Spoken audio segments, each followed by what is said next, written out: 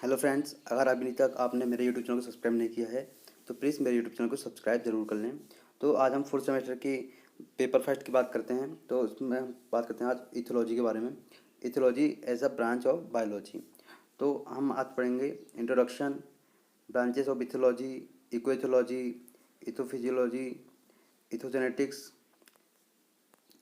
And behaviour embryology, phylogeny and ontogeny, behaviour and human ethology.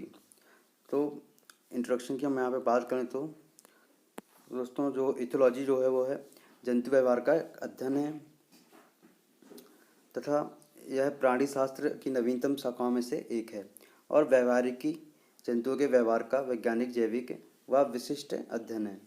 व्यवहार शब्द का जो व्यवहारिकी जो व्यापक अर्थों में जो प्रयोग होता है उन सभी परिवर्तनों को इंगित करता है जो बाहर से पहचाने जा सकने की तथा संप्रेषण करने तथा अन्य जंतुओं में व्यवहार प्ररूपों का मोचन करते हैं। इथोलॉजी जो है ग्रीक शब्द इथोस, जिसका मतलब हैबिट, परंपरा से है और यह प्रारंभिक काल में इथोलॉजी के बजाय जंतु मनोविज्ञान पर्याय का उपयोग किया जाता था। इसमें हम यहाँ पे ब्रांचेस ऑफ इथोलॉजी की हम यहाँ पे बात करें दोस्तों, जो पहली ब्रांच है वो है इको इथोलॉजी। पहली ब्रांच जो है वो है इको इथोलॉजी। तो इकोलॉजी जो है वो व्यवहारिकी की तुलनात्मक दृष्टि से नई शाखा है जिसमें एक जाति के व्यवहार तथा पर्यावरण के जैविक व अजैविक घटकों के बीच के अंतर संबंधों को खोजा जाता है और पारिस्थितिक व्यवहारिकी में से एक प्रकार की हो सकती है जिसमें या तो किसी एक जाति समूह पर या फिर किसी विशिष्ट आवास पर ध्यान केंद्रित किया जा सकता है या बल दिया जा सकता है। आवास पर ध्यान केंद्रित करने का पर अध्ययनकर्ताओं की रुचि उन समांतर व्यवहारात्मक अनुकूलनों पर होगी जो किसी खास आवास, जैसे कि फॉर एग्जांपल रेगिस्तान या ट्रॉपिकल वन में मिलते हैं।